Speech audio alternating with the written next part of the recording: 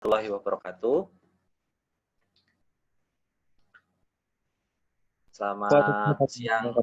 Selamat siang ya semuanya ya. Baik, pada kesempatan kali ini ya, kemarin saya diminta sama Mbak Rahma ya untuk membahas kuis yang kemarin kita kerjakan ya. Nah untuk kuis kemarin kan waktunya saya saya tambahkan gitu. Takutnya biasanya mahasiswa kan biasanya selesainya itu masih ada 1-2 yang terlambat gitu. Nah, usahakan nanti ini kan untuk kuis saya buat pemanasan lah sebelum UTS ya gitu. Nah, nanti untuk UTS ya itu waktunya 2,5 jam ya. Nah, itu waktu untuk UTS itu harus dimanfaatkan dengan sebaik-baiknya ya karena waktunya sangat terbatas gitu ya. Nah, untuk itu mahasiswa punya strategi, nyusun strategi agar dengan waktu 2,5 jam semua soal baik soal nanti untuk sertifikat terapan itu ada pilihan ganda sama IC itu bisa dikerjakan semuanya gitu ya. Nah untuk soal IC ya, soal IC itu kan kemungkinan ya soalnya bersifat analisis ya gitu. Sifatnya analisis, nah itu perlu pemahaman juga ya untuk bisa mengerjakannya. Nah, dalam mengerjakan soal IC itu juga ada langkah-langkahnya ya. Jadi nanti ada langkah-langkahnya yang ya. Jadi nggak hanya langsung ketemu jawabannya gitu. Jadi ada langkah urut-urutannya. Nah, masing-masing langkah itu ada poinnya gitu. Nah, itu pentingnya di situ ya untuk IC ya. Nah, untuk IC ya, nanti kalian kerjakan secara manual, tapi kalian mungkin selama mengerjakan soal UTS ya, kalian boleh menggunakan misalnya Excel, boleh, nggak apa-apa untuk bantuan ya, misalkan untuk cek hasilnya sudah pas atau benar, sudah sesuai ya, atau sudah benar atau belum gitu ya, atau pakai kalkulator dan sebagainya gitu. Nah, ya, jadi semuanya itu harus dipersiapkan ya, gitu ya. Oke. UTS jumlahnya ya itu kemarin sama koordinator belum tahu kan jumlahnya berapa gitu. Isi dan ganda berapa, isi berapa. Tapi ya kurang lebih mungkin kurang lebih sama lah, sama seperti tahun-tahun sebelumnya gitu ya. Gitu. Ya untuk soal UTS-nya ya. Karena ini kan pengerjaannya sifatnya daring gitu ya, secara online gitu ya. Nah, untuk itu koneksi internet itu juga harus cari yang terbaik lah gitu ya, jangan sampai koneksinya tidak mendukung ya dalam proses UTS gitu ya. Ini sangat penting ya. Oke, saya masuk ke soal UTS yang kemarin ya. Nah, soal UTS kemarin ini untuk soal pilihan ganda ya, saya buat ada 20 soal ya, 20 soal. Nah, ini banyakkan pemahaman ya sama hitung-hitungan gitu. Ya, biasanya soal pilihan ganda biasanya berisi pemahaman sama hitungan, tapi hitungan itu hitungan yang masih ringan gitu ya, nggak terlalu berat, beda dengan yang di IC gitu. Ya. Kemarin gimana ngerjakan soal yang di kuis ini ya? Mungkin ada kesusahan ya? Karena soal yang kuis yang kemarin itu saya buat dalam Google Form gitu, tapi untuk urutannya saya acak gitu ya. Jadi bisa juga nanti misalkan selama mengerjakan kan mahasiswa bisa juga nomor urut 1 itu soalnya berbeda dengan temannya yang nomor urutan pertama juga berbeda gitu. Jadi karena saya acak ya, saya acak gitu. Jadi nggak urut gitu. Jawabannya pun ngacak ya, nggak sama gitu. Nah untuk itu agar mengantisipasi mahasiswa peluang untuk kerjasamanya itu berkurang ya. Ini buat latihan aja ya gitu. Oke, untuk saya masuk ke soal pilihan ganda ya. Ini mau dibahas gimana nih? Pilihan ganda dulu atau gimana?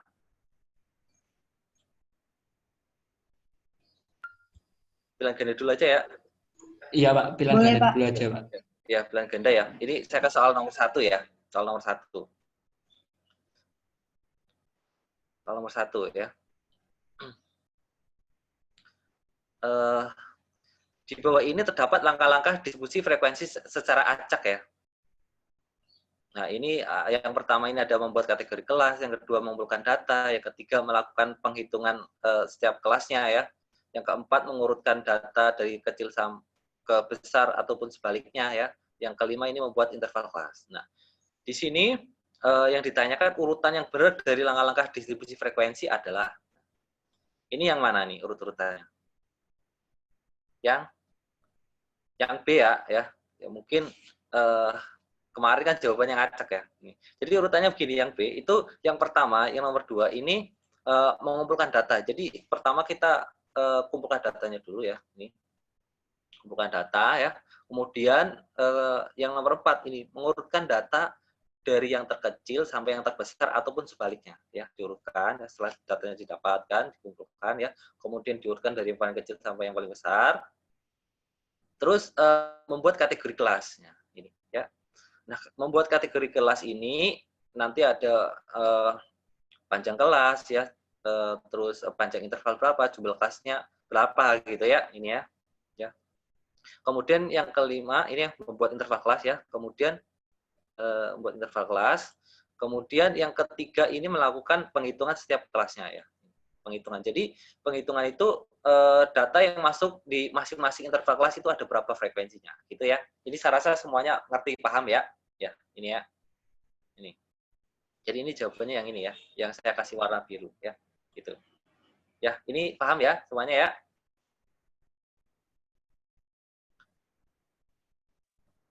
Atau untuk pilihan ganda sebenarnya untuk jawabannya udah ada ya. Nanti saya kirim di WA aja lah ya, jawaban pilihan gandanya ya. Maksudnya nilai skor ya dari masing-masing mahasiswa ya. Bentar.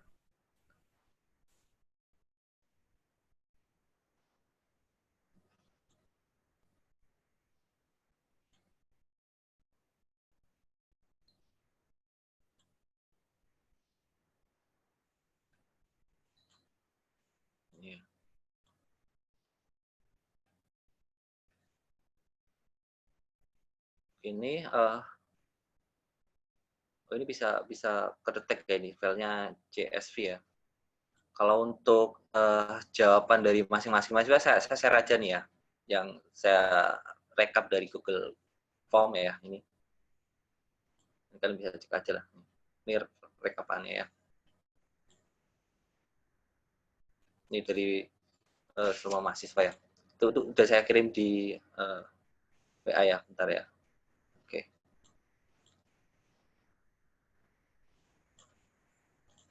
Oke, udah saya kirim di WA ya, itu ya filenya. Cek sendiri jawabannya masing-masing ya.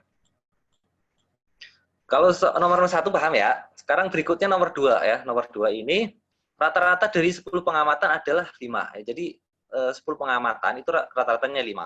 Sedangkan jika suatu pengamatan terbesarnya dibuang rata-ratanya ya. Jadi ada satu data yang paling besar dibuang, rata-ratanya menjadi 4,5 gitu ya. Berapakah nilai pengamatan terbesar yang dibuang tersebut gitu. Nah, itu jawabannya 9,5. Nah, 9,5 ini dari mana ya kan? Nah, kalau misalkan ada 10 pengamatan ya, 10 ya, misalkan ini ada 10 pengamatan ya, 10 pengamatan dikali 5 ya, dikali 5 ini kan ya karena rata-ratanya 5, maka ini kan jadi 50 ya kan? 50. Nih. Kemudian kalau dibuang 1 ya, dikurangi 1 dengan nilai yang paling besar, maka rata-ratanya menjadi 4,5. Jadi akan sama aja 9 ya, 9 kali 4,5 ya, 4,5. Ini hasilnya berapa ini? 40,5 ya. Nah, 40,5. Nah, yang ditanyakan berapa nilai pengamatan terbesar yang dibuang tersebut gitu. Ya. Nah, nilai yang paling besar itu kan didapatkan dari ini 50 ya, dikurangi dengan 40,5 ya. 40,5 sehingga didapatkan ini nilainya itu 9,5 ya, 9,5. Ini penghitungan dari Yang soal nomor 2 ya, ini 9,5 gitu ya. Oke, paham ya ini ya? Bisa lah, ini soalnya ya. Itu soal nomor 2. Ya.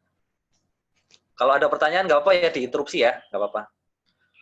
Kemudian soal nomor 3 ya, soal nomor 3 ini tentang teknik sampling ya. Ini teknik sampling itu cara menentukan sampel ya.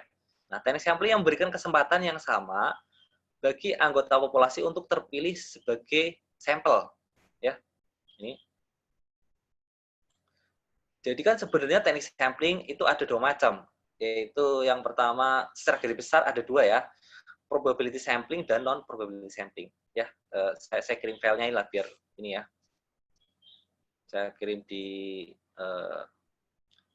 WA aja ya, tentang istilahnya tentang macam-macam teknik sampling ini.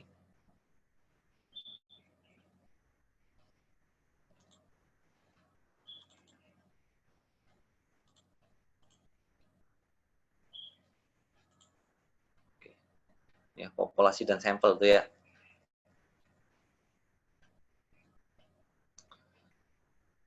Nah, di soal ini yang ditanyakan teknik sampling yang memberikan kesempatan yang sama bagi anggota populasi untuk terpilih sebagai sampel. Nah, jadi memberikan kesempatan yang sama untuk terpilih sebagai sampel. Nah, itu pasti pengambilan secara random, acak ya. Pengambilan secara acak. Nah, maka dari kelima pilihan ini yang lebih tepat itu yang simple random sampling. Karena sama seperti kayak arisan ya. Ini simple random sampling. Jadi dalam simple random sampling itu kayak arisan lah. Jadi ada beberapa anggota dalam populasi itu memiliki peluang yang sama ya untuk terpilih sebagai sampel gitu ya. Nah, itu ya. Kalau yang A ini convenient sampling itu pengambilan sampel berdasarkan unsur kemudahan ya. Misalkan pas kebetulan orang dijumpai ya atau pas bertemu ya, itu yang dijadikan sampel, itu convenient sampling.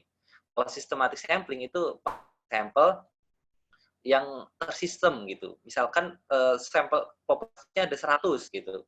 Mau saya ambil sampelnya 20 ya.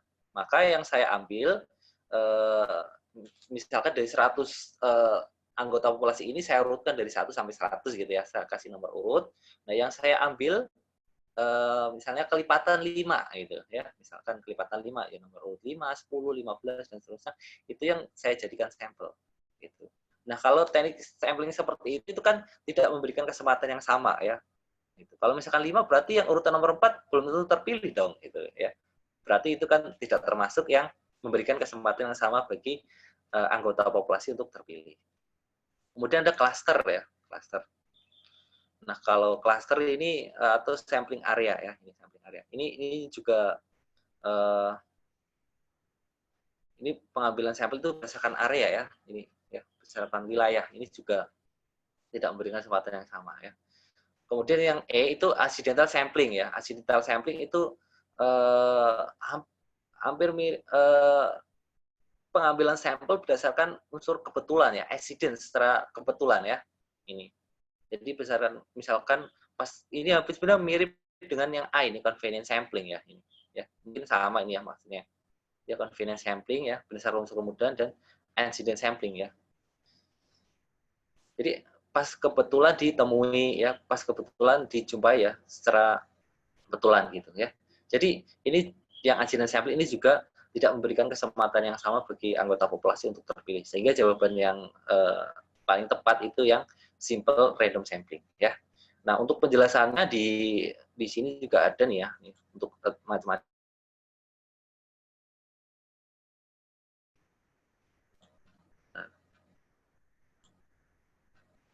Yang tadi file saya kirim ya.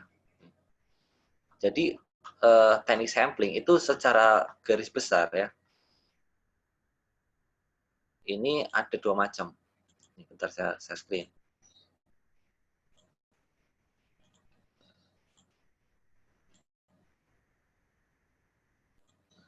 Nah, ini ya. Ini teknik sampling ya, teknik sampling. Jadi ada 2 macam secara garis besar. Ada probability sampling dan non probability sampling gitu. Kalau yang probability sampling itu memberikan kesempatan yang sama bagi anggota populasi untuk terpilih sebagai sampel. Kalau yang non probability itu tidak memberikan kesempatan yang sama bagi anggota populasi untuk terpilih sebagai sampel ya.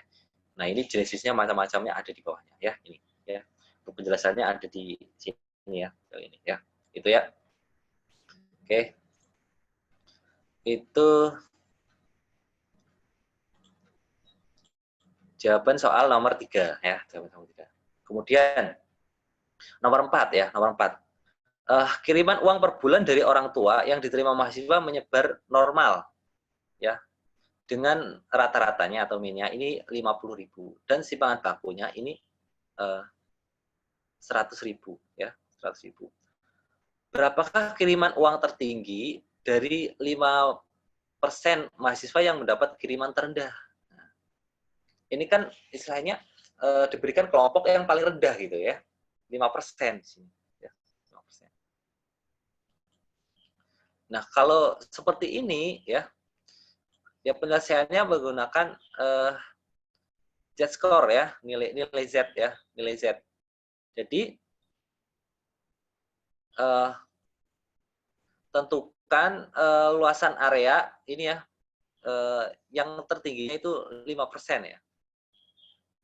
Berapa kiriman uang tertinggi dari 5% mahasiswa yang mendapat kiriman terendah ya. Jadi kelompok yang paling bawah gitu ya, 5%. Nah, ini kita cari di tabel ya, tabel Z ya. Ini tabel Z ya, tabel Z. Nah, saya buka tabel dulu ya.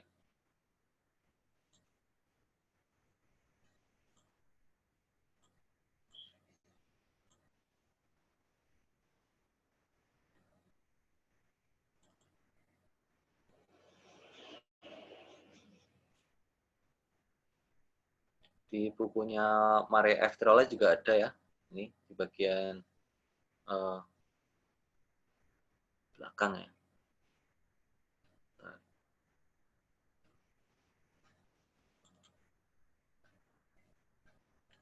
Bagian belakang. Nah, saya cari dulu filenya ya.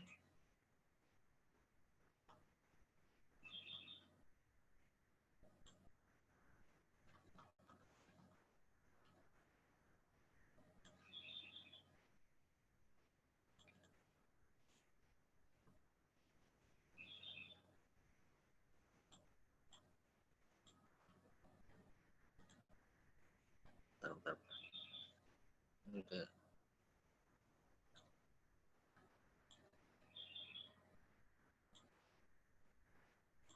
Oke, ya. Ini ya. Cari yang luasan areanya itu 5% ya, 5% dari bawah ya. Berarti kan ininya negatif ya. Kalian bisa cari ya. Ini berarti kalau 5% kan 0,05 ya, 0,05. 0,05.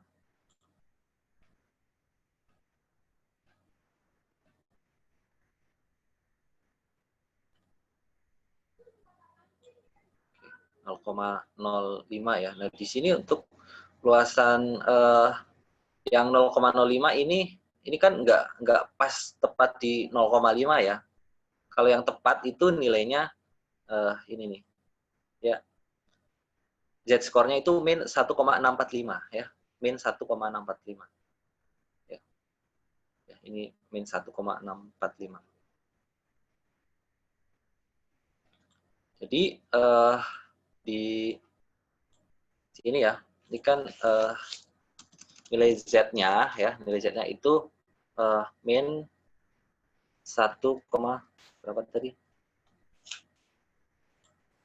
1,645 Pak. 645 ya, 645 ya. Itu nilai Z-nya ya. Nah, kita akan mencari nilai X gini kan. Nilai X dikurangi dengan rata-ratanya ya. Rata-ratanya di sini 500 ya. Ini nanti dibagi nih ya. Dibagi dengan standar deviasinya ya. Atau simpangan bakunya ini 100 gitu. Oke. Ya, kemudian X itu didapatkan berapa di sini? Kita bisa hitung gitu, X-nya. Ini. Kelihatan nggak ini? Besarkan lagi. Ya. X-nya berarti min 1,645 ya kan? Ini min 1,645 dikali dengan 100 berapa? Terus nanti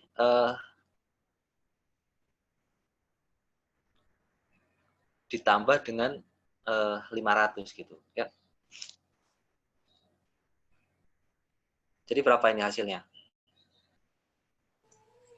335,5, Pak. Ya, bener ya ini ya. Berarti hitungannya bener ya. Ya, gitu ya. Jadi ketemunya ini nanti kalau dihitung ini 335,5 ya. Ini untuk jawaban yang soal bilang ganda nomor 4 ya ini ya. Ya. Oke, paham ya ini ya? Ngerti ya hitungnya ya? Oke, itu soal nomor 4 ya. Kalau ada pertanyaan nggak apa-apa silakan ya. Pak, izin tanya, Pak. Iya, boleh.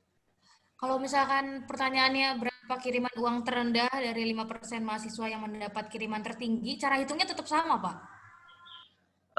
Gimana? Kalau misalnya dibalik gitu, Pak. Dibalik. Pertanyaannya jadi berapa kiriman uang terendah dari 5% mahasiswa dengan kiriman tertinggi gitu. Sama aja, Pak, cara hitungnya. Ya, berarti luasannya itu 95% ya. Cari di tabel Z gitu. Gitu ya. Kalau ini kan 5% terbawah ya. Kalau 5% tertinggi berarti kan kalau luasan area Z itu kan 95% ya. Gitu. Ya, cari di tabel Z yang luasannya 0,95 gitu. Nanti nilai Z-nya berapa gitu. Ya. Kalau 0,95 itu pasti nilai Z-nya itu positif kan, ya kan? Pasti positif itu. Kalau ini kan min. Ya. Kalau ini kan hasilnya pasti di bawah rata-ratanya. Tapi kalau itu pasti nilainya ya, X-nya itu pasti di atas rata-ratanya ya. Karena lebih dari 50% gitu ya. Cara cross ini kan gitu. Gitu ya. Paham ya? Baik, Pak. Terima kasih, Pak. Ya. Oke. Kita lanjut ya. Soal nomor 5 nih ya. Soal nomor 5 ini Rizka, Dewi, dan Ulfi adalah mahasiswi gemuk yang melakukan diet makan ya agar bertubuh langsing. Nah, setiap mahasiswi tersebut akan menjadi langsing dengan peluang 0,5 ya. Berapa peluang Ulfi dan Dewi akan langsing ya jika Rizka telah langsing terlebih dahulu. Nah, ini kan termasuk kejadian bersyarat ya. Kejadian bersyarat. Kejadian bersyarat ya. Kejadian bersyarat itu rumusnya ada kan ya kejadian bersyarat. Rumusnya kejadian bersyarat itu bentar nih ya. Kan probabilitas A ya. A ya. Probabilitas A ya bersyarat B gini ya. Ini sama dengan probabilitas A tulisan B ya. Saya tulis N gini ya, kalau saya nulis simbol lama ya. Ini B. Ini dibagi dengan syaratnya itu probabilitas B ini. Ya. Ini. Nah, ini rumusnya seperti ini ya. Kalian bisa cek di materi di PPT kalau enggak di buku ya. Jadi di sini setiap mahasiswi dari soal ini setiap mahasiswi tersebut akan menjadi langsing dengan peluang ya ini 0,5 ya. Jadi masing-masing mahasiswa ini peluang langsingnya itu 0,5 ya. Termasuk juga ini probabilitas B ya. Ini misalkan probabilitas B ya Probabilitas B ini dari sini ya, misalkan berapa peluang, saya ke pertanyaan dulu ya. Berapa peluang Ulfi dan Dewi akan langsing ya jika Rizka telah langsing terlebih dahulu. Berarti yang ditanyakan itu kan ini probabilitas A irisan B ya, ini kan. Dan ini kan ya, dan probabilitas A dan B itu yang ditanyakan. Ini yang ditanyakan nih ya. Ini yang ditanyakan ya. Saya kasih tanda warna merah ya. Ini merah ngejreng banget ya. Ya, ini yang ditanyakan nih, ya. Yang ditanyakan.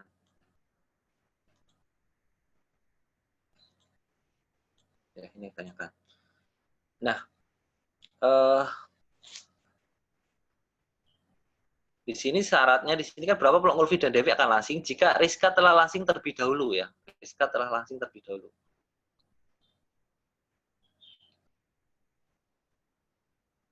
Ini yang ditanyakan probabilitas A irisan B. Nah, ini probabilitas B ini nilainya juga 0,5 ya. Karena masing-masing mahasiswa peluang untuk langsing 0,5. Nah, di sini juga sama ini.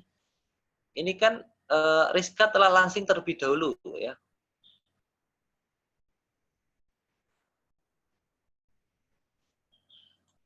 Berapa peluang Ulfi dan Dewi akan langsing jika Rizka telah langsing terlebih dahulu. Nah, berarti ini juga nilainya 0,5.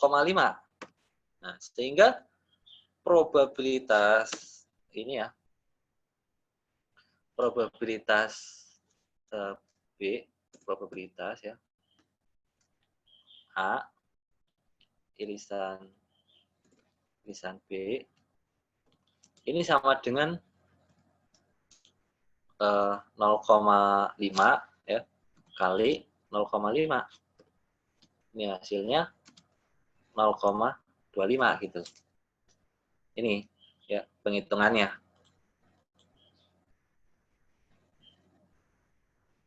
Gitu ya. Jadi jawabannya yang B. Ini ya. Silakan kalau ada pertanyaan.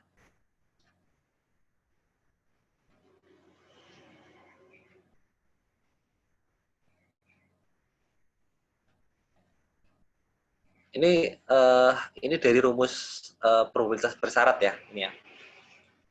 Gitu ya. Kalau nggak ada pertanyaan yang nomor 5, saya lanjut ke pertanyaan nomor 6 ya, yang lihat ganda ya. Baik, Pak. Oke. Nomor 6. Jika data misalkan 2 A ya, 3 4 6 mempunyai rata-rata C dan data 2 C ya, 4 6 2 1 mempunyai rata-rata 2A. Maka nilai C adalah, nah, ini bisa diselesaikan ya. Ini yang ditanyakan nilai C ya, dengan persamaan ya, dengan persamaan. Dengan persamaan. Ini ya. Dengan persamaan. Caranya gimana? Ada yang tahu? Silakan.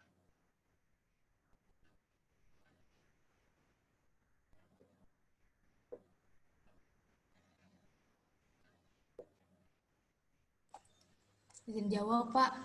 Ya boleh, silakan. Caranya berarti 2 ditambah 2A ditambah 3 tambah 4 tambah 6 dibagi 6 hasilnya C. Iya, Terus betul. persamaan keduanya 2 ditambah 2C ditambah 4 tambah 6 tambah 2 tambah 1 dibagi 7 sama dengan 2A. Terus disamain deh, Pak. Iya, jadi dibuat apa? Persamaan ya. Jadi Ya. nanti dieliminasi, tentukan nilai A-nya ya. Nilai A-nya Iya, berapa? betul. Baru bisa tentukan nilai C-nya ya. Betul. Udah ada yang bisa ngitung ketemunya berapa ini? Benar 3 ya?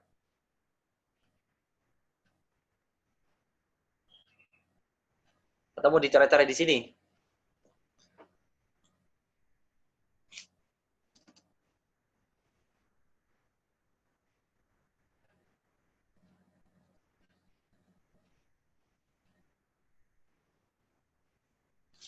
Jadi ini kan kalau persamaannya ini kan 2 ya kan? 2 ditambah 2A. Ditambah 2A ya ini. 2A. 2A ya. Sebenarnya ini kita tambahkan aja ini. 2 tambah 3 kan 5 ya. 5 tambah 4, 5 tambah 4, 9, 9 tambah 6, 15 ya. Berarti ini kan sama aja 15 ya kan, ditambah 2A ini ya. Ini sama dengan di data N-nya ada 6 ya. Betul, Ini Pak. 6C gitu ya. 6C gini. Nah, ini persamaan 1 ya, ini persamaan 1 ini. Kemudian persamaan yang keduanya ya. Ini misalkan ini 2 tambah 4 kan 6. 6 tambah 6 12, 12 tambah ini 3 ya. 15 ya, sama ya? Betul, Pak. Ya, Iya. 15. Ya 15 ya. Ditambah 2C. 2C ya kan. Ini sama dengan 2A. Nah, ini tinggal nanti ini persamaan yang kedua ya, ini dieliminasi nanti. Ya, ini persamaan yang kedua nih. Persamaan keduanya 14A, Pak. Oh, sorry, 14A ya. Ya, kan dibagi 7 dia. Oh iya, sorry. 14A, sorry. Ya, 14A. Nah, ya. Jadi seperti ini ya. Ini persamaan 1, ini persamaan 2. Ya, persamaan 2. Nah, itu nanti di eliminasi ya. Eliminasi substitusi gitu. Nanti didapatkan nilai C-nya itu 3. Nanti dicek aja. Bisa kan ini ngelanjutinnya? Bisa, Pak. Nanti kalau oke ya. Ini mungkin udah pernah lah dulu waktu SMA ya. Ini ya. Oke, nanti kalau misalkan jawabannya nggak pas ya direvisi nanti ya. Nggak apa-apa. Kemudian soal nomor 7 ya. Suatu percobaan binomial adalah suatu percobaan yang memiliki sifat-sifat berikut ini ya. Binomial ya ini. Kecuali, nah ini di sini. Yang A, percobaan terdiri atas N percobaan yang identik, berarti identik ini sama. Berarti benar ya. Oke. Kalau yang B, percobaan dilakukan saling bergantung ya. Saling bergantung itu kan tidak ya. Karena dari percobaan satu ke percobaan berikutnya, itu bebas ya. Independen gitu. Bukan bergantung. Berarti ya jawabannya yang B ya. Kalau yang lain juga, yang C ini setiap percobaan diklasifikasikan dalam sukses dan gagal, betul. Semua percobaan memiliki probabilitas keberhasilan yang sama, benar ya. Probabilitas sukses dinyatakan dengan P, kegagalan dengan Q ya. Q sama dengan 1 min P, benar. Berarti jawabannya yang B ya. Ini pemahaman ini ya, pemahaman konsep. Oke, bisa ya nomor 7 ya. Ya. Oke, lanjut ya. Nomor 8. Bagian statistika yang umumnya menggunakan jumlah sampel kecil dan memiliki distribusi yang bebas dari persyaratan. Ya. Ini. Jadi ini kan statistik ya, statistik itu secara garis besar dibagi dua ya. Ini. Ada statistik deskriptif, ada statistik inferensial gitu. Ya kalau statistik deskriptif ya hanya mendeskripsikan dari suatu data ya. Nah, kemudian yang kedua itu statistik inferensial itu dibagi lagi nanti. Ada statistika parametrik dan statistika non parametrik. Nah, bedanya apa statistik parametrik dan non parametrik? Kalau statistika parametrik ya sebelum masuk ke pengujian hipotesis ya, pengujian itu ada prasyarat-prasyarat yang harus terpenuhi dahulu gitu ya, ada prasyarat-prasyaratnya. Tapi kalau statistik non parametrik itu bebas dari prasyarat gitu. Ya kalau untuk statistik parametrik sampelnya ya yang parametrik ya yang ada prasyaratnya itu sampelnya minimal 30. Tapi kalau yang non parametrik kurang dari 30 bisa gitu ya. Maka jawaban yang tepat dari soal nomor 8 itu yang C ya. Statistika non parametrik gitu. Ya, ini ya. Ini ya nomor 8 ya, penjelasannya ya. Nih, yang C. Kemudian soal nomor 9. Ya, soal nomor 9. Carilah nilai desil ke-8 dari data berikut ya. Ini kan datanya ada berapa ini ya. Bisa kan ini termasuk data tunggal ini ya, data tunggal. Jadi kalau kita mau menentukan desil ya, itu tentukan letaknya ya, letaknya dulu ya, letaknya desil ke-8. 8. Ini datanya ada berapa ini ya?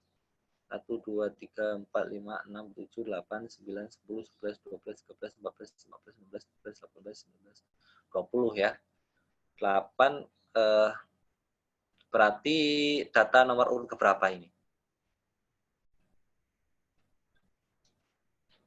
Jadi tentukan letaknya dulu ya. Ya, tentukan letaknya dulu. Letaknya di mana ya, kemudian tentukan nilainya gitu. Ya, tentukan nilainya.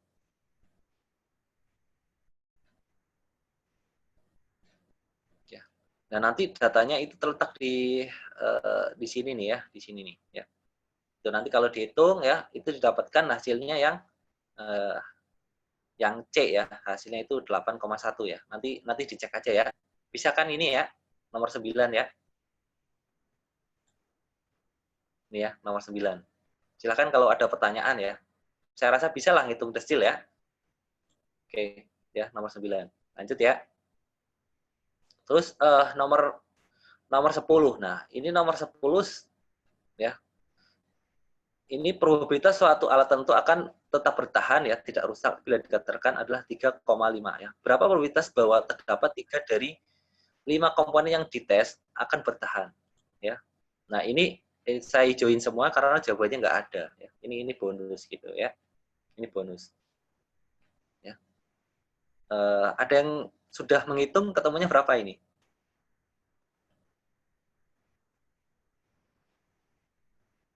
Sebenarnya ada aplikasi di internet nih, saya kasih tunjukkan nih ya. Bentar. Untuk menentukan ini kan distribusi binomial ya, ya distribusi binomial.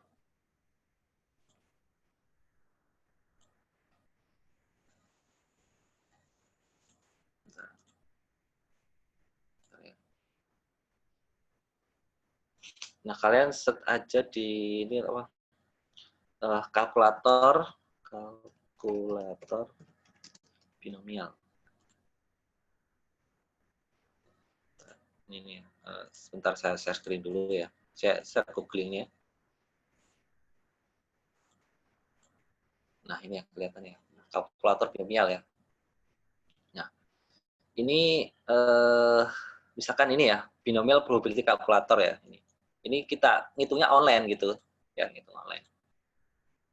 Yang penting bisa koneksi internet ya. Nah, ini kan. Nah, ini di sini kita tinggal masukkan angka-angkanya nanti keluar gitu ya. Nih. Misalkan dari soal tadi ya, probability of success on single trial ya. Probabilitas suksesnya berapa di situ? Di soal yang ini. Soal yang ke-10 ini ya. Di sini probabilitas tetap bertahan ya, itu 3/5 ya. 3/5 itu sama aja 0,6 ya, benar ya? Jadi di sini 0,6. 0,6 ya. Jumlah percobaannya di soal ini yang ditanyakan berapa probabilitas bahwa terdapat 3 dari 5 komponen yang dites akan bertahan. Berarti sampelnya 5 ya. Sampelnya 5 ya. 5. Number of success 3 ya, 3. Oke. Nah, kita klik calculate ya. Ini kita hitung. Nah, ini udah muncul. Gitu. Nah, misalkan kalau yang ditanyakan pas X sama dengan 3 ya, misalkan P-nya 3 pas, itu nilainya 0,3456 ya. Berarti ini jawabannya. Nih, ya. Kalau yang ditanyakan kurang dari 3, berarti probabilitasnya ini 0,31744. Ya. Kalau kurang dari sama dengan, ya ini jawabannya ya. 6604. Ya, bisa juga menggunakan ini. Tapi kan nanti kalau ujian ya tuliskan rumusnya ya. Karena ngitungnya manual gitu. Tapi ini kan sebagai alat bantu gitu. Untuk cross check misalkan penghitungannya udah benar belum gitu ya. Ini ya. Jadi jawabannya ini 0,3456 ya. Jadi di pilihan ganda ini ya jawabannya itu enggak ada. Ya, jawabannya enggak ada. Jawabannya ini benar ya. Ya, 0,3456. Ya. Itu soal nomor 10 ya. Gitu ya. Oke, ada pertanyaan? Kalau nggak ada, saya lanjut ya soal berikutnya ya. Oke, boleh tanya yang desil tadi nggak ya, Pak? Gimana? Yang desil. Oh, yang ini. Ya, gimana? Kenapa kok 81 ya, Pak? Saya hitung itu 8,8 kayaknya. Oh, 8,8. Yang lain gimana ngitungnya?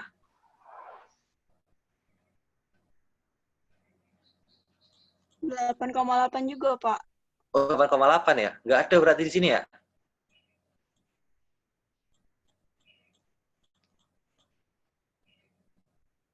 Sedikit 8 ya? Ntar saya coba pakai ini, apa, software.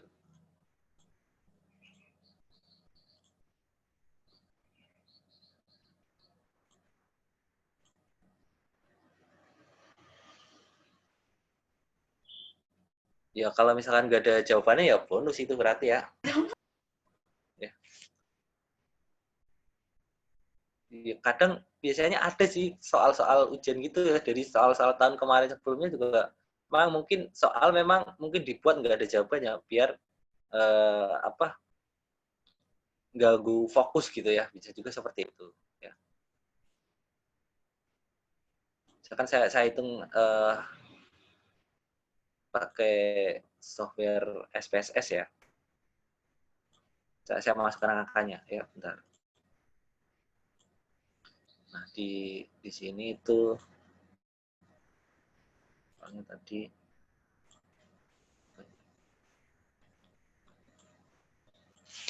ada 1, 2, 2-nya 3 kali ya, 3-nya 2, 4-nya 2, 5, 6, 2, 7, 8, 2 kali.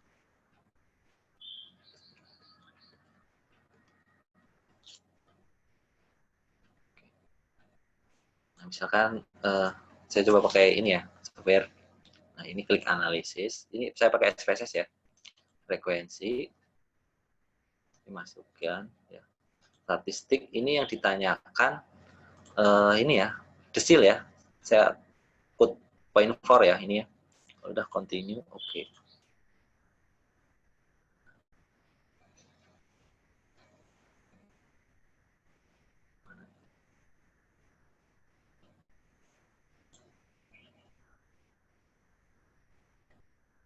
Iya, 8,8 di sini ya. Nggak kelihatan ya? Bentar. Ini saya tunjukkan outputnya nih. Outputnya SPSS tadi. Ya, ini ya. Kelihatan ya? Berarti benar nih 8,8 ya hitungannya ya. Berarti itu bonus ya.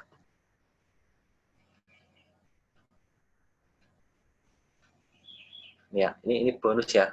Oke. Jawabannya ini 8,8 benar ya. Terima kasih koreksinya ya. Terima kasih, Ya. Pak. Ya. Oke.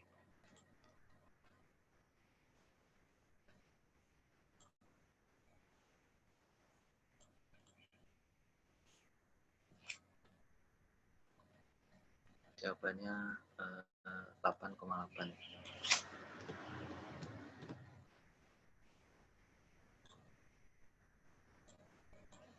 Oke, ya, saya lanjut ya.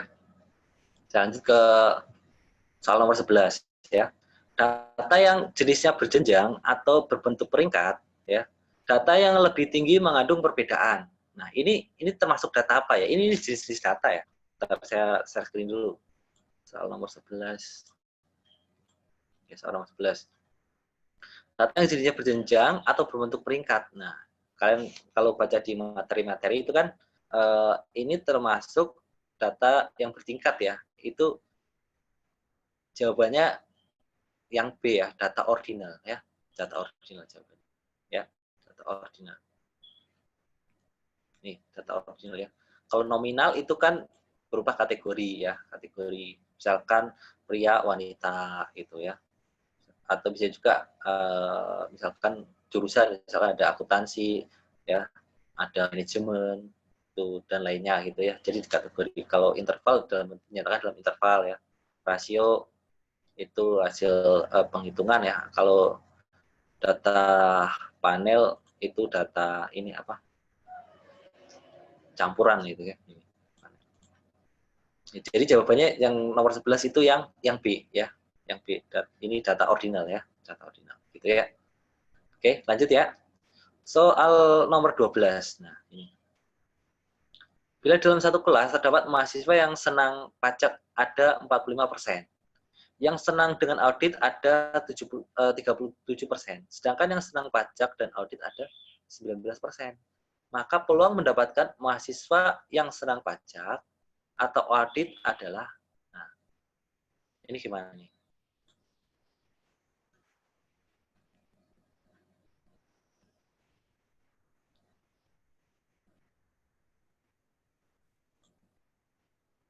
Ini jawabannya yang D. Nah, kalau kalian gimana ini mengerjakannya? Kalau soalnya seperti ini? Kalau saya digambar, Pak. Ya, digambar bisa ya, digambar. Tapi ketemunya berapa? Sama, Pak, 63. Oke, ya. Yang lain juga sama ya, digambar. Ya, biar punya gambaran jadi jelas gitu ya. Ya juga ya. Oke. Bisa ya, ngerjakannya digambar gitu ya. Biar ini nanti tentukan peluangnya ya, peluang mahasiswa yang senang pajak atau audit gitu. Ya. Oke, ini jawabannya yang 63% ya. Bisa lah ya. Saya rasa bisa ini ya, nomor 12 ini ya. Oke, selanjutnya ya. Nomor 13. Diketahui ada 5 kandidat calon. Ya, calon pengurus organisasi kantor yang baru. Jika dipilih satu ketua, satu bendahara, satu sekretaris, maka kemungkinan banyak pasangan calon adalah, nah ini termasuk apa ini? Kombinasi ya. Ya kan? Kombinasi kan? Iya, Pak. Karena di sini dispesifikkan ada ketua, bendahara, sama sekretaris. Jadi Permutasi nggak sih, Pak, kalau memperhatikan?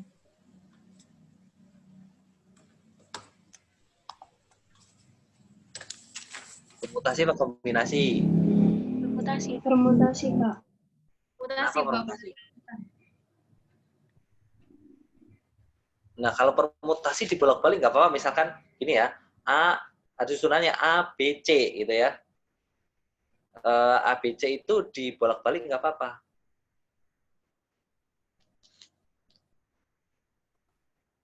Tapi kalau ngitung pakai permutasi, jawabannya berapa? 60, Pak. 60? Iya. Kalau pakai 60. kombinasi 10. Oh iya, benar ya. Oh iya, nggak apa-apa. Ini soalnya ini satu-satu nih ya. Ya benar pakai permutasi nih. Ya. Jadi permutasinya 5, permutasi 1 gitu ya. Terus apa? 4 ya, permutasi 1, 3 permutasi 1 gitu ya. Benar nggak?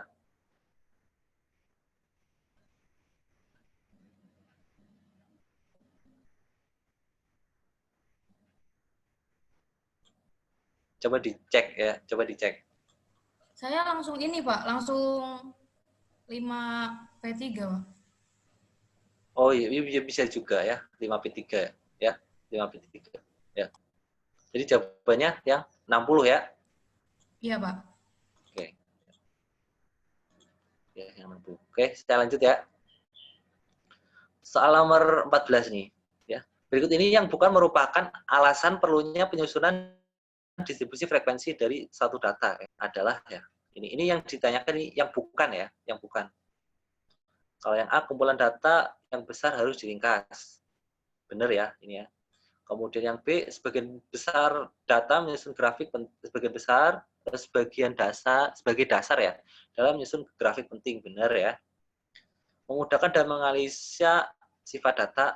Benar ya. Kemudian yang D, lebih mudah dipahami dan dibaca sebagai bahan informasi. Benar. Kalau yang E, membantu menjawab hasil penelitian. Nah, ini yang salah ya. Jadi jawabannya yang E. Ya. Nomor 14 ya. Oke, nomor 14 ya. Lanjut ya.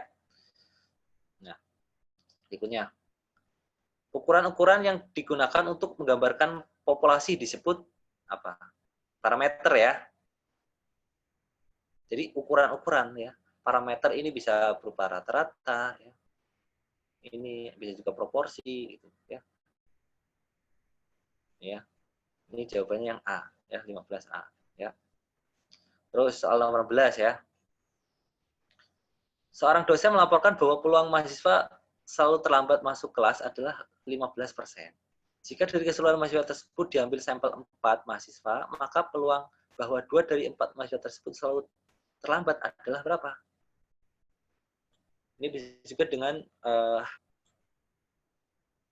distribusi binomial ya, binomial. Ya. Ini peluang terlambat itu 0,15 ya. Ya sama pakai hitungan yang tadi ya. Nih, misalkan yang ini nih. Ya. Ini tadi 0,15 ya. Number of trialnya ini ada 4, kejadian suksesnya itu 2. Nah, kita hitung. Nah, ini ya jawabannya itu 0,975 ya. 0,975 ya. Jadi jawabannya itu yang 0,975 ya. Nih, 0,975 berarti yang B ya. Tuh ya, bisa ya. Berikutnya, ini nomor 17, ini ngitung standar deviasi ya. Bisa kan ngitung standar deviasi ya? Kalau hitungnya benar, ini jawabannya 2,4 ya. Nanti kalian cek aja ya. Bisa kan itu standar deviasi ya? Ya, nomor oke. Nah, kemudian nomor 18 ya. 18 ini luasan kurva normal ya. Luasan kurva normal yang dibatasi oleh Z min 2,25 dan Z min 1,52 ya. Nah, ini kan letaknya di sebelah kiri ya, sebelah kirinya 0 ya. Ya. Ini nanti luasannya ya luasan ini Z min 0,52 dikurangi dengan luasan min 2,25 gitu. Ya, cari di tabel ya, cari tabel. Ya, tabel Z ya. Yang negatif ya, tabel Z negatif. Nanti didapatkan hasilnya yang C ini ya. 0,2893 ya. Nanti kalian cek aja ya, ini ya, bisa ya gitu. Untuk luas kurva normal ya. Benar enggak ini kalian cek ya. Gitu ya. Oke, lanjut. Lanjut ya.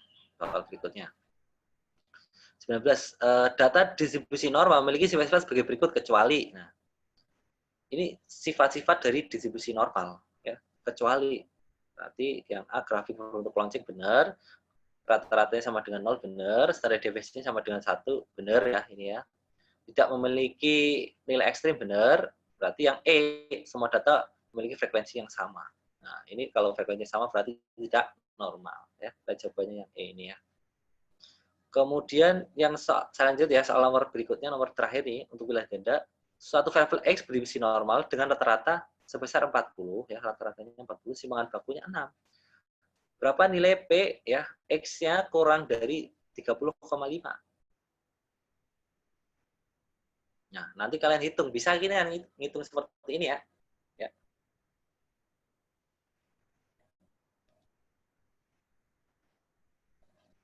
Ini menentukan besarnya probabilitas ya. Jadi ya nanti Z ya, ininya ya, besarnya probabilitas ya. Ini tandanya kurang dari ya, kurang dari. Nanti dicari luasannya ya. Ya, nanti kalau dihitung didapatkan yang D ya, ini. Yang jawabannya 0,0571 ya. Nanti kalian cek aja. Bisa ini kan nomor 20 ya. Saya rasa bisa lah ya. Oke, dari pilihan ganda ini pertanyaan silakan ya. Oh ya, ini nanti kalian koreksi sendiri aja ya. Nilainya nanti kirimkan ke saya aja gitu ya. Bisa nggak?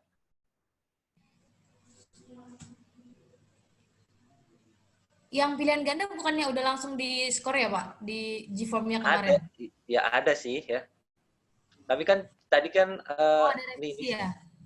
Iya, ya saya kirim lah. Nanti kalian cek aja ya. Kalau ada revisi dibetulin aja ya. Baik, Pak. Nilai sendiri lah ya. Bentar saya.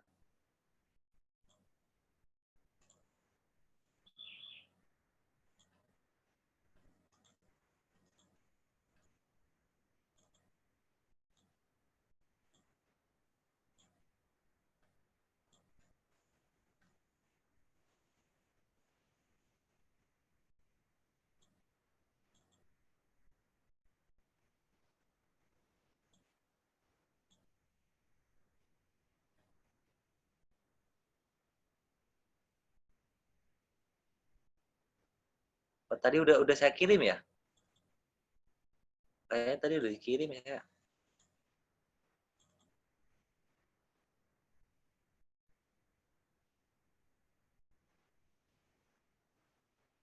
Oh ini yang apa?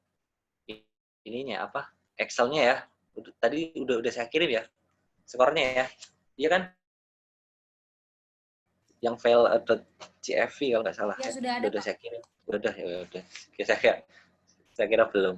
Oke, saya lanjut. Ini tadi yang pilihan ganda ya. Sekarang yang IC ya. Yang IC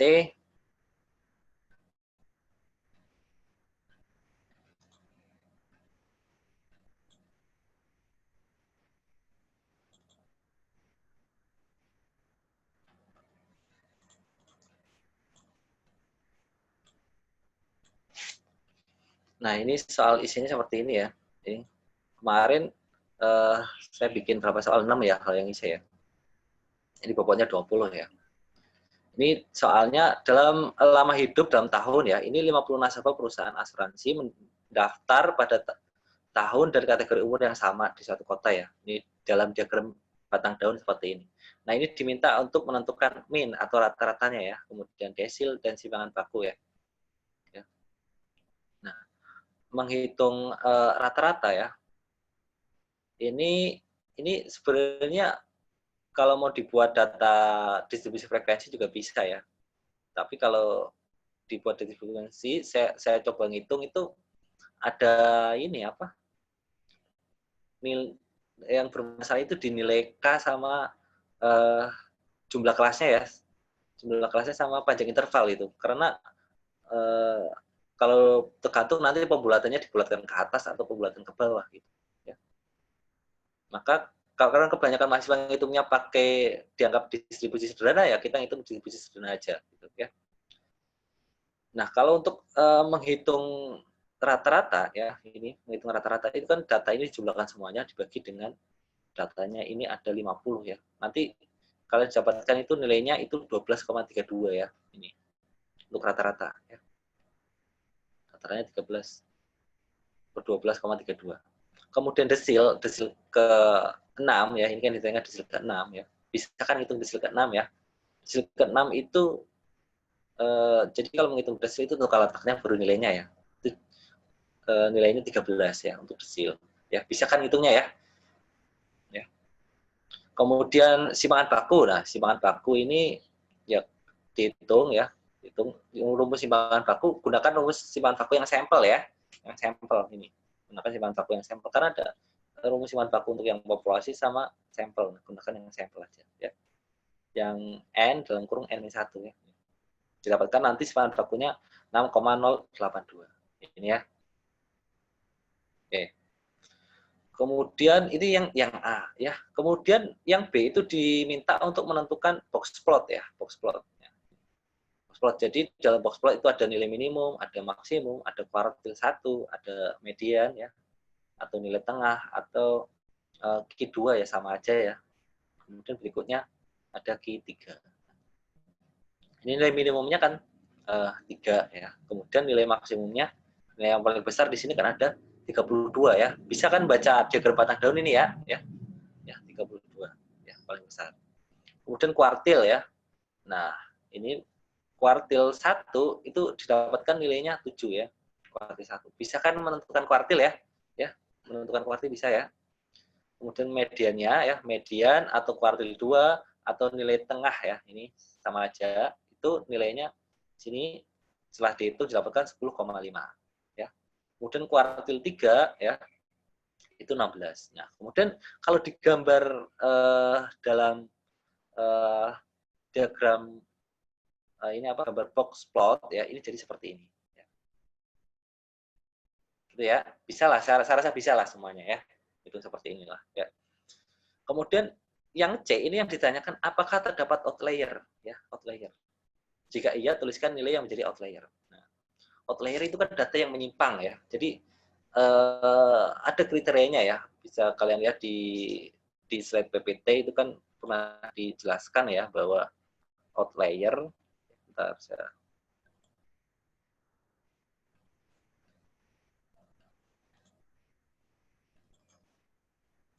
di probabilitas, benar, saya carikan dulu rumusnya.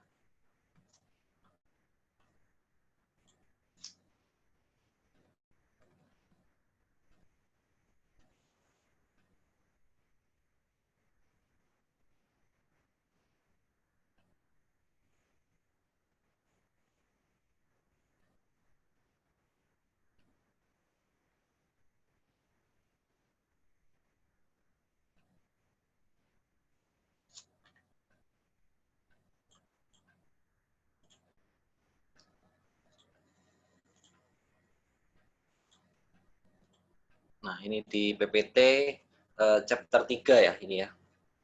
Nah, di sini dijelaskan bahwa untuk kriteria outlier ya, kriteria itu kan biasanya kan data yang beroncat-beroncat yang itu bisa letaknya di pinggir ya, di pinggir, bisa di bawah atau di atas gitu ya.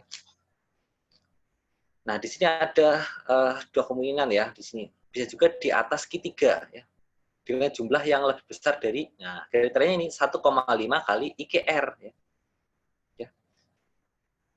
Ini IKR itu interquartile range ini ya. Jadi Q3 ya dikurangi Q1 ya, IKR ya.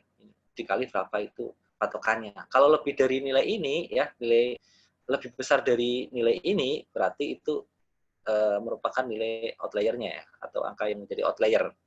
Atau bisa juga outlier yang pencilan ya, pencilan, atau bisa juga outlier disebut pencilan ya. Itu letaknya di bawah ya, atau bawah ya. Jadi di bawah Q1 dengan jumlah ini di sebelah ini 1,5 kali IKR ya. Ini. Ya. Jadi letaknya di bawahnya gitu ya.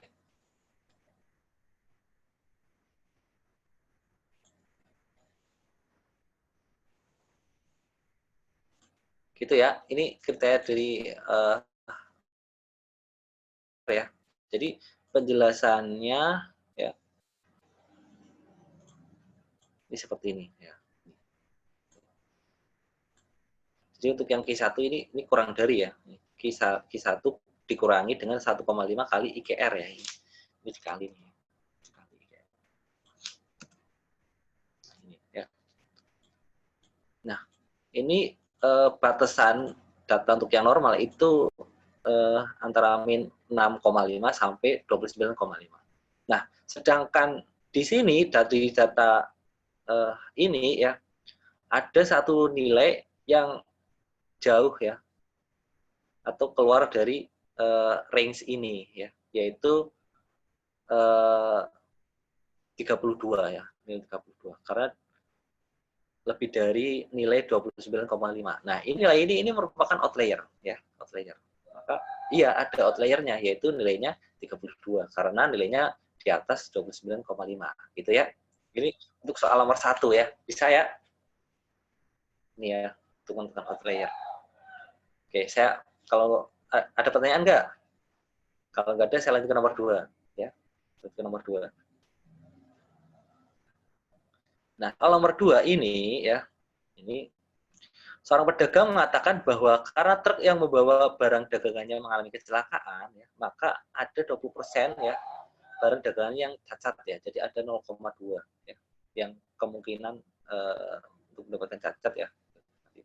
Seorang pembeli memilih secara acak sebanyak 10 barang. Tentukan berapa kemungkinan mendapatkan 4 barang cacat.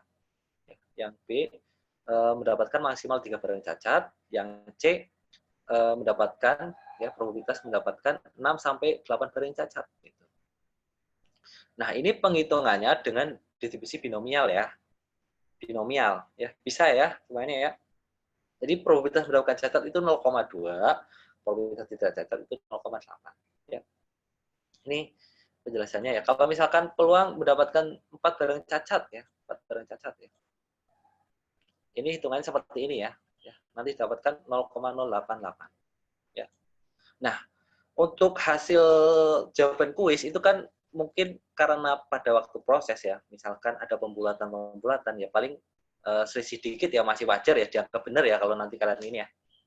Kalau sisinya dikit, tapi kalau sisinya terlalu jauh misalkan ya itu termasuk jawaban yang salah gitu ya.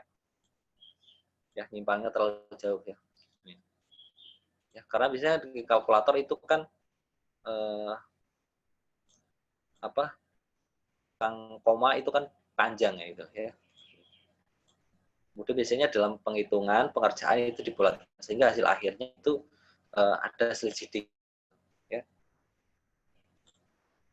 Tapi kalau yang baik ya pada waktu proses penghitungan ya misalkan jangan dibulatkan dulu gitu sehingga hasil akhirnya timpangnya tidak terlalu jauh gitu ya. Karena biasanya kalau untuk kunci jawaban UTS itu ya kalau di tahun sebelumnya itu kan pakai Excel ya. Nah, kalau pakai Excel itu kan pakai software ya, sehingga hitungannya tepat pas gitu. Tapi kalau mahasiswa ngerjakan soal UTS kan ngitung manual pakai kalkulator.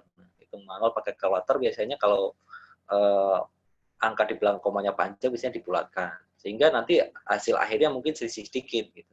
Tapi kalau saya ngoreksi ya saya betulkan kalau misalkan jawabannya itu penghitungannya sisinya ya tidak terlalu jauh. Karena mungkin pada waktu proses sudah dilakukan pembulatan. Gitu ya.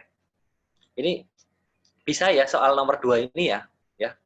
Jadi kalau misalkan untuk soal nomor 2 yang A, ini 4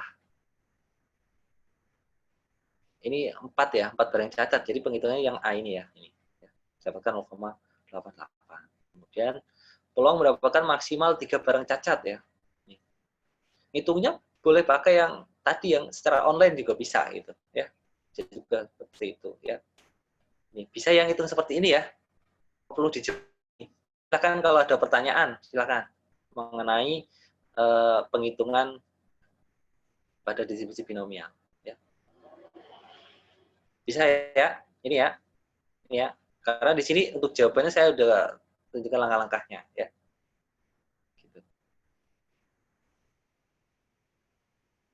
Oke, kalau ada pertanyaan silakan ya. Kalau nggak ada, saya lanjut ke soal berikutnya ya. Kemudian soal nomor 3 nih, seorang pengamat ekonomi ingin meliti dampak krisis ekonomi terhadap pendapatan masyarakat di Kota Tangerang Selatan. Ya, untuk itu diambil sampel secara acak ya, sebanyak 16 rumah tangga di 2 desa dan ditanya berapa pendapatan per minggunya. Data hasil penelitian di 2 desa tersebut ini dalam ribuan rupiah ya. Jadi penduduk 1 ini datanya, penduduk 2 ini datanya. Yang ditanyakan tentukan rata-rata, standar deviasi, koefisien variasi gitu ya. Jadi di sini untuk yang A ya ini jawabannya seperti ini ya. Jadi penduduk 1 rata-ratanya berapa, standar deviasinya berapa, koefisien variasinya berapa ya. Kemudian penduduk 2 rata-ratanya berapa, standar deviasinya berapa, koefisien variasinya berapa gitu ya. Ini. Ya, itu yang jawab yang A. Bisa kan hitungnya ya? Bisa ya? Saya rasa bisa lah. Ya, rumusnya kan sudah ada. Ya. Tinggal dimasukkan ke rumus. Ya. Kemudian kalau yang B, nah, yang B ini ditanyakan penduduk desa mana yang mempunyai pendapatan lebih merata. Nah, ini termasuk analisis nih ya. Nah, penduduk desa mana yang mempunyai pendapatan lebih merata ya. Nah, kalau misalkan ditanyakan yang lebih merata, berarti kan yang memiliki koefisien variasi yang kecil gitu ya. Jadi ragamnya itu kecil. Jadi kebanyakan itu sama datanya ya. Datanya itu banyak yang cenderung sama ya. Yang memiliki varian ya atau koefisien variasi yang kecil. Nah, jadi penduduk mana ini? Kan kita bisa lihat dari perbandingan hasil penghitungan tadi ya. Kalau untuk penduduk 1 koefisien variasinya 7,4%. Kalau penduduk 2 itu koefisien variasinya 6,9%. Nah, sehingga koefisien variasi yang paling kecil itu di penduduk 2 ya. Sehingga penduduk desa mana yang mempunyai pendapatan lebih merata, yaitu penduduk 2 yang kedua itu. Karena alasannya memiliki koefisien variasi yang kecil atau varian yang lebih rendah. Itu ya untuk jawab yang B ya. Kemudian yang C, menurut Anda dari 2 penduduk desa tersebut, desa manakah yang paling terkena dampak krisis ekonomi? Ya. Yang mana ini? Nah, kalau yang ditanya desa manakah yang paling terkena dampak krisis ekonomi, ya kan? Alasannya apa? Nah, yang paling terkena dampak krisis ekonomi biasanya pendapatannya itu terkena krisis, biasanya pendapatannya rendah. Nah, tinggal kita bisa melihat dari nilai rata-ratanya, ya kan? Rata-rata pendapatannya gitu, ya. Nah, dari 2 desa ini yang memiliki pendapatan rata-rata paling rendah yang mana gitu. Ya. Jadi dari data ini misalkan di sini rata-rata untuk penduduk desa 1 itu 18,4375 ya. Kalau penduduk 2 rata-ratanya 18,125 ya. Yang paling rendah itu penduduk desa yang kedua itu ya. Jadi yang paling terkena dari 2 desa ini ya kalau dibandingkan itu yang penduduk desa yang kedua ya. Karena memiliki rata-rata pendapatan yang lebih rendah dibandingkan dengan penduduk yang satunya gitu ya. Ini. Ya. Ini karena memiliki rata pendapatan yang lebih rendah ya. Itu ya. Itu paham ya ini ya. Ini soal nomor 3 ya. Soal nomor 3. Silakan kalau ada pertanyaan enggak apa ya. Dipotong. Pak, saya mau nanya, ya, silakan. Kalau kita pas ujian itu diketahuinya ditulis saja ya Pak ya? Oh iya, itu ada poinnya juga ya. Oh ya, iya. itu ada poinnya ya. Jadi yang diketahui di soal itu apa ya dituliskan. Itu ada poinnya biasanya ya. Sama seperti ini ya. Saya bikin poin-poin 1 gitu ya. Nulis ini poinnya 1. Nih, jadi ada step-stepnya gitu ya. Jadi nggak langsung ketemunya gitu. Misalkan rumusnya apa yang digunakan, penghitungannya seperti apa, langkah-langkah urutannya gitu. Ya. Itu ada poin-poinnya. Misalkan hanya nulis diketahui ya ada poinnya mungkin 2 atau 3 gitu ya. Gitu. Oh. Oke, Pak. Ya, itu ya. Ya, Pak. Oke, saya lanjut ke soal nomor 4 ya. Soal nomor 4 ini kan soal bentuknya distribusi frekuensi ya. Distribusi frekuensi. Nah, distribusi frekuensi diketahui skornya, kemudian frekuensinya ini ya, intervalnya. Nah, ini diminta yang pertama, ini yang A, ya soal nomor 4, itu disuruh melengkapi tabel yang belum terisi ya. Nah, melengkapi tabel seperti ini, saya rasa mungkin mahasiswa mudah ya. Tapi ya perlu ketelitian ya, perlu ketelitian. Misalkan frekuensi relatif ya. Misalnya frekuensi relatif berapa ini? Berarti misalkan untuk yang interval yang pertama ini ya, ini kan 4 ya. 4 per 40 berapa ya? 5 per 40 berapa ini frekuensi relatifnya ya, dan seterusnya bisa ya. Frekuensi kumulatif ya, ini. Frekuensi kumulatif apa di sini? Kurang dari sama dengan ya. Tuh. Ya tinggal dituliskan frekuensi kumulatif lebih dari sama dengan dituliskan ya. Saya rasa bisa lah ya untuk melengkapi tabel. Gitu ya. Kemudian yang A bisa ya. Jangan jawab yang A bisa saya rasa ya. Kemudian yang B, berapa skor minimum yang dibutuhkan peserta agar lolos penerimaan ya. Jika kuota yang disediakan atau yang tersedia itu 10 orang saja dengan skor tertinggi, berarti yang diambil yang tertinggi. Berarti kan ini sama aja dengan menentukan skor nilai minimum dari kelompok yang paling atas ya, 10 orang itu tadi gitu. Ya. Misalkan di sini kan datanya ada 40 ya, yang diterima ya, yang lolos penerimaan itu kan 10 orang ya. 10 orang. Berarti data nomor urut ke 30 ya. Ya, 30 atau 75%-nya ya. Ini jadi ini perlu dianalisis ya. Jadi seperti ini ya. Jadi kuota 10 orang dengan nilai tertinggi yaitu 25% teratas dari 40 peserta. Ya kan di sini kan kuotanya kan 10, yang tersedia kan 40. Berarti kan kelompok tertinggi yang diterima ya, yang atas itu kan 25% teratas ya dari 40. Nah, ini kan sama aja persentil ya, persentil data 75% atau Q3 ya, ini Q3.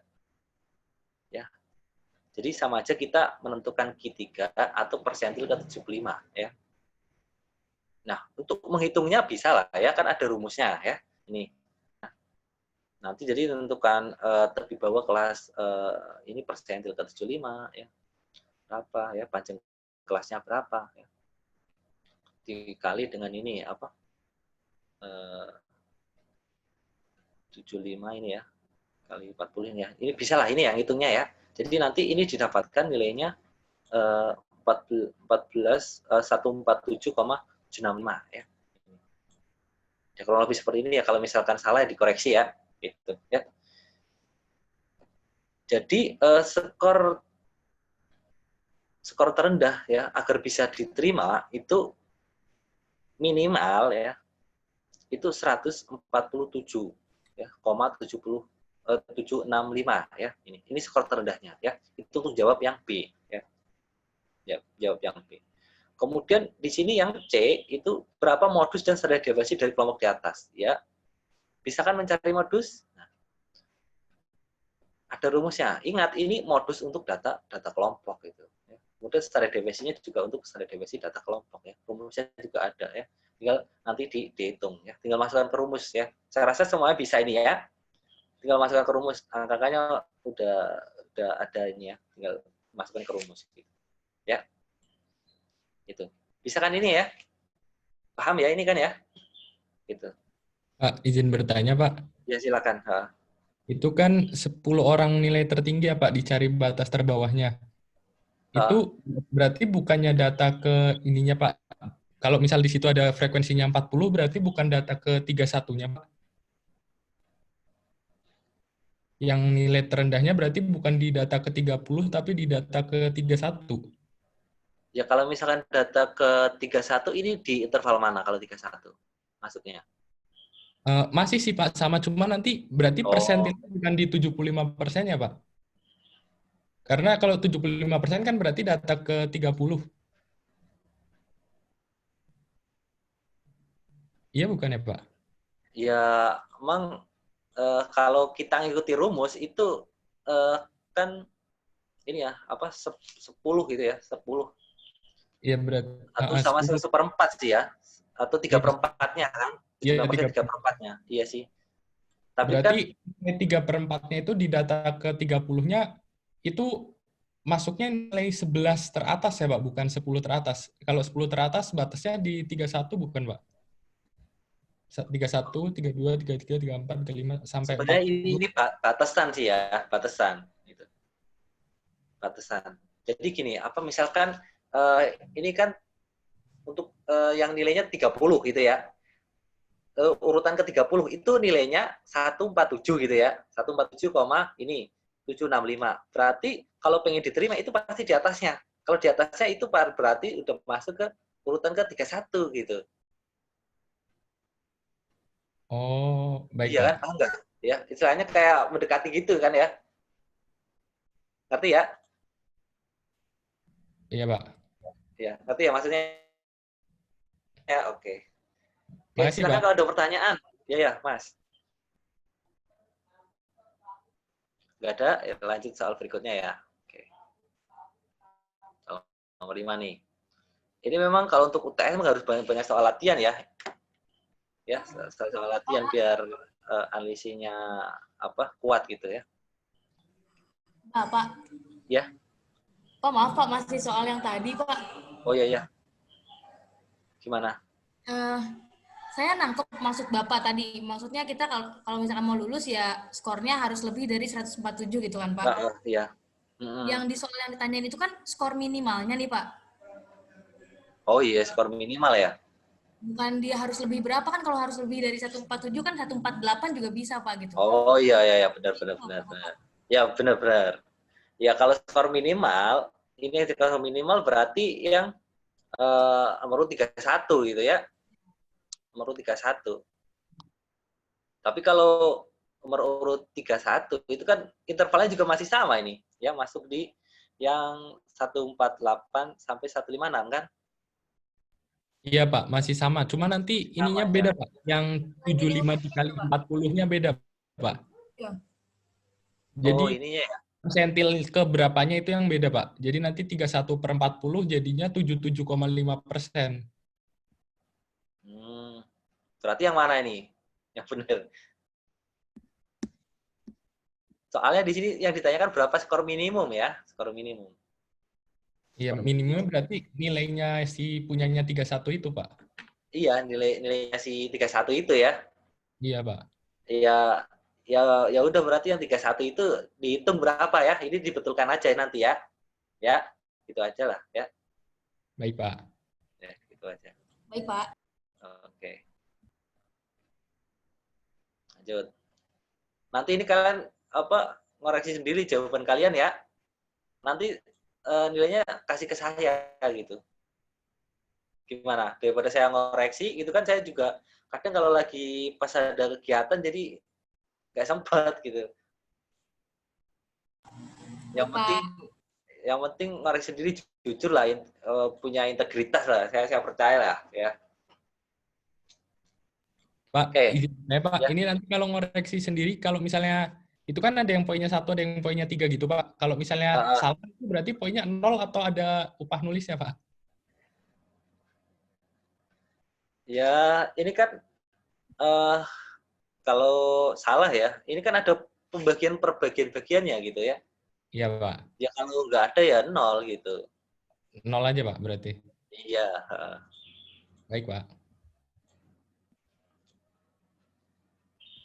Oke, lanjut ya. Soal nomor 5 ya. Di sini suatu mesin dapat membuat suatu alat tahanan listrik dengan rata-rata tahanan 47,3 ohm ya, dan standar deviasinya 4,8 ohm ya. Tahanan tersebut menyebar mengikuti distribusi normal. Yang ditanyakan probabilitas mesin tersebut yang A ini ya, mampu menghasilkan tahanan melebihi ya 50 ohm. Yang B, jika ada 5.000 alat yang dihasilkan, berapa banyak alat yang mempunyai tahanan antara 40 sampai dengan 50 ohm. Kemudian yang C, jika ada 10 tahanan yang paling rendah, berapa sebenarnya nilai tahanan tertinggi untuk kelompok tersebut. Nah, ya, ini masih menggunakan kurva normal ya, distribusi Z ya, ini ya. Jadi kan di soal diketahui rata-ratanya 47,3 ya. Kemudian standar deviasinya 4,8 ya. Nah, yang A ditanyakan probabilitas mesin tersebut yang mampu menghasilkan tahanan melebihi 50 ohm ya. Lebih. Jadi di sini kita tentukan nilai Z-nya ya. Jadi di sini kan X-nya itu 50 dikurangi 47,3 ya, dibagi dengan 48 ya, 4,8 ya. Dapatkan 0,56 ya. Nanti ini dicek aja ya, kalau salah koreksi ya. Terus ini nilai Z-nya. Nah, yang ditanyakan itu yang tahanan yang melebihi ya, lebih berarti ini probabilitas Z yang lebih dari 0,56 ya. Berarti kan untuk menghitung besar luasan areanya ya, itu kan 1 dikurangi dengan luasan ini Z 0,56 ya. Luasannya itu 0,7123. Nah, sehingga didapatkan besar probabilitasnya itu 0,2877 ya. Ya. Ya. Ini untuk jawaban yang A ya. Nih. Oke, selanjutnya ya. Selanjutnya. Ini kalau untuk nanti ngoreksi sendiri, ngecek kalau nyimpangnya terlalu jauh berarti salah ya. Kalau masih desimalnya yang paling belakang itu nggak terlalu jauh berarti dianggap benar aja gitu ya. Karena biasanya ngitung seperti kan ada pembulatan-pembulatan ya. Oke, selanjutnya yang B ini ya. Probabilitas nilai X-nya itu antara 40 sampai 50 ya. Caranya sama, berarti kita ngitung nilai Z 2 kali ya. Ya, nilai Z 2 kali ya. Didapatkan ini yang Z yang Z1 yang pertama itu min 1,52 ya. Z2 itu 0,52 ya. Nah, kalau luasannya berarti kan ini kan antara ya kan. Nah, berarti luasan yang paling besar ya yang Z2 dikurangi Z1. Nah, sehingga nanti didapatkan ini hasil penghitungannya itu 0,648. Ya. Ya. Ini ya. Ini luasannya atau besar probabilitasnya atau peluangnya ya. Gitu. Kalau yang C 10% tahanan paling rendah ya. Ini kan ditanyakan jika ada 10% tahanan paling rendah. Berapa sebenarnya nilai tahanan tertinggi untuk kelompok tersebut. Jadi nilai X yang paling tinggi untuk 10% tahanan paling rendah. Ya. Nah, ini kan caranya ya sama ya ini ya. Jadi kalau 10% ya, jadi kita cari di tabel Z ya. Ini kalau 10% paling rendah berarti tabel Z score yang negatif ya, Z score negatif ya. Yang luasannya itu 0,1 ya. 0,1 ya, atau 10%-nya. Cari ya, nanti didapatkan ya nilai Z yang paling mendekati lah ya, yang paling mendekati itu min 1,228 ya nilai Z-nya. Nah, ini dimasukkan ke sini. Kita akan mencari nilai X-nya ya, distribusikan ya. Ini caranya sama nih ya, seperti yang tadi sebelumnya juga ada ya. Nanti dihitung, didapatkan ini nilainya, nilai X-nya itu 41,156 ya. Ini. 41,156. Gitu ya. Bisa ini yang hitung seperti inilah ya. Ya. Bisa kan ya? Silakan kalau ada pertanyaan nggak apa-apa ya. Bisa yang hitung seperti ini ya. Kalau jawabannya ada yang salah silakan dikoreksi ya. Mungkin salah dikit mungkin di pembulatan ya wajar lah ya. Oke, kalau nggak ada lanjut ke soal nomor 6 ya, soal nomor 6. Nah, soal nomor 6 ini termasuk distribusi multinomial ya ini. Jadi di sini pada sebuah kantor dilakukan sidak, diketahui bahwa 80% pegawainya masuk kerja ya. 15 pegawainya sakit, 5%-nya izin gitu ya. Jika diambil sampel sebanyak 30 pegawai ya di kantor tersebut, berapa peluang ya yang masuk sebanyak 20 pegawai ya. Yang masuk itu 20 pegawai, yang sakit 8 pegawai dan tidak masuk kerja itu 2 pegawai. Probabilitasnya berapa gitu ya. Nah, ini termasuk ke dalam distribusi multinomial ya. Multinomial. Hingga di sini ini ada apa? X1 ya ini. X1 ini masuk kerja ya. X2 ini sakit, X3 ini izin ya. Ya, probabilitas yang pertama ini untuk yang masuk kerja itu probabilitasnya di sini ini 80% atau 0,8, kemudian probabilitas yang sakit itu 15% atau 0,15, kemudian yang izin itu 5% atau 0,05 ya. Nah, ini dimasukkan ke rumus pada distribusi multinomial ya, multinomial ini rumusnya ya. Dimasukkan ya. Masukkan ya. Ini dihitung ya, bisa lah hitungnya ya. Ini nanti didapatkan nilai besarnya probabilitas itu 0,009987 ya. Ini seperti ini ya. Bisa kan ya? Paham ya ini ya? Ini kalau distribusi multinomial di bukunya Mare Afterola itu nggak ada ya. Ada mungkin cuma sekilas saja sedikit ya. Kalau baiknya kalau ini ya cari referensi lain juga boleh ya, di buku-buku lain nggak apa-apa ya. Kalian belajarnya boleh pakai buku lain gitu ya, nggak hanya yang di RPS ya, boleh nggak apa-apa buat tambahan ya, buat tambahan. Tapi yang rujukan utama kan yang RPS yang ada di dalam RPS ya, bukunya Mare Afterola dan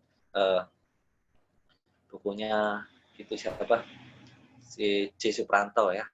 Ya, di J. Supranto juga ada nih distribusi multinomial ya kalau kalian baca bukunya. Ya. Ini ya, ini jawaban nomor 6 ya. Bisa kan yang itu seperti ini ya? Ini ya. Oke, silakan kalau ada pertanyaan ya. Ini terkait kuis ya. Karena kemarin kan diminta untuk bahas kuis ya. Kuis. Jadi nanti kalian nilai sendiri ya. Nanti kalau pilihan ganda itu kan 30%, IC itu 70% ya. Gitu. Jadi nanti skor ini apa?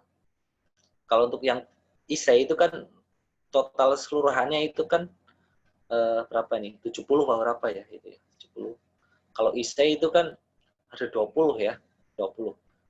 Kemarin saya buat untuk yang Google Form yang pilihan ganda itu kalau betul itu poinnya 5, berarti kalau benar semua itu nilainya 100 ya. 100. Jadi nanti nilai kalau misalkan 100 berarti dikali dengan 0,3 ya. Jadi poinnya 30 gitu. Skornya 30. Nanti dijumlahkan dengan yang IC. Ya, IC itu kan porsinya 0,7 ya. Ya 70%-nya. Gitu ya. Oke, mungkin kalau ada pertanyaan mungkin selama belajar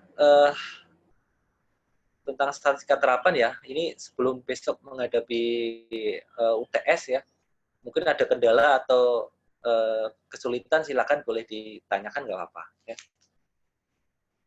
Silakan kalau ada ini pertanyaan nggak apa-apa. Pak, Iya. yang tadi yang box plot itu yang nomor 1, ujung-ujungnya itu bukannya nilai negatif 6,5 sama 29,5 ya Pak? Yang box plot yang nomor 1 Pak. Iya. Ini? Nah, itu Bapak 12,32 sama 32 itu dari mana Pak? Oh ya ini salah nih ya, betulin aja nih ya. Ini itu harusnya berapa ini? Negatif 6,5 itu bukan Pak? Ini kan nilai minimum ya. Ini harusnya 3 ini ya. Iya kan? 3 ini. Jadi kan ada nilai minimum ya, Q1, Q2 ya, atau median, Q3 sama nilai maksimum ya. Ini box plot. Gitu. Untuk box plot ini kan dia punya rumusnya sendiri tuh Pak, untuk nilai minimum sama nilai maksimumnya. Yang kayak itu Pak, yang di bawah Bapak hitung, yang negatif 6,5. Bukan itu ya Pak, yang ujung-ujungnya ini? Kalau ini untuk outlier ya. Outlier, batasan outlier ya. Outlier gitu. Berarti batasan sebelah kiri itu negatif 6,5, sebelah kanan itu 29,5. Jadi kalau di luar itu outliernya 32 gitu kan Pak? Berarti ujung sebelah kanan ini 29,5 Pak, batasan maksimalnya. Gitu kalau bukan, box plot nilai minimum ya, nilai minimum dan nilai maksimum. Kalau untuk yang min 6,5 dan 29,5 ini untuk istilahnya batasan ya. Kalau di luar itu ya, di luar interval itu termasuk data outlier ya. Gitu. Itu ya. Tapi kalau untuk box plot itu terdiri dari nilai minimum, ya nilai minimum, kemudian kuartil 1 ya, median atau Q2 ya, kuartil 3 dan nilai maksimum gitu. Itu kalau box plot. jadi si angka negatif 6,5 sama 29,5 ini nggak masuk ke, nggak ikuti gambar ini, Bu? Nggak masuk.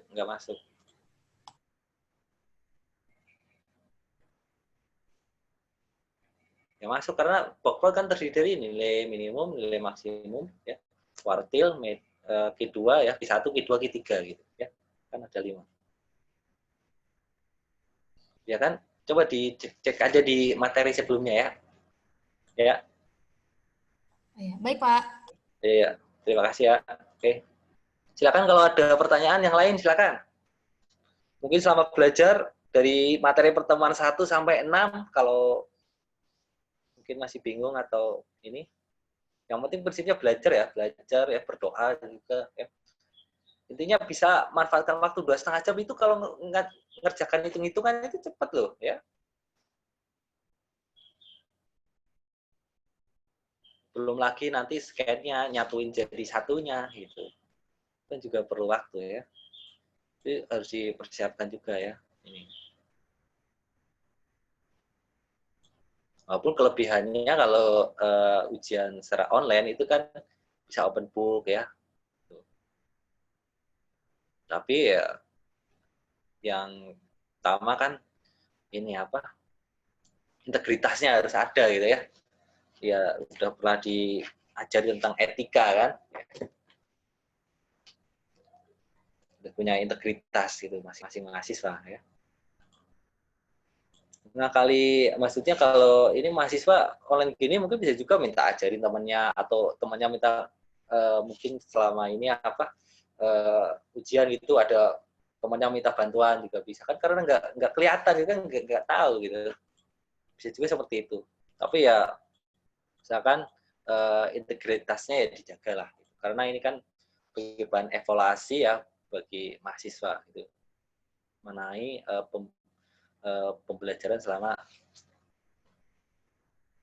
materi perkuliahan gitu. Oke, silakan kalau ada pertanyaan. Gak ada, apa dirasa cukup?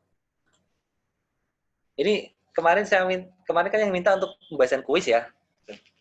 Ini udah saya bahas semua loh ya. Nanti untuk penilaiannya nanti kirim di ini ya. Nilai kuisnya nanti kirim di Google Classroom ya. Nanti saya buat itu ya. Nanti upload situ aja ya. Jadi kalian nilai sendiri aja lah ya.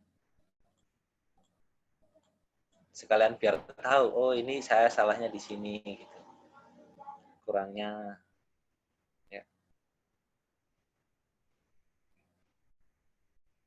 Karena kalau untuk soal UTS dan UAS itu dosen pengajar itu nggak tahu ya. Nanti dosen koordinator itu ngasih jawaban ya atau kunci jawaban itu setelah pelaksanaan ya UTS ya atau UAS-nya setelah selesai berlangsung gitu baru disebar gitu.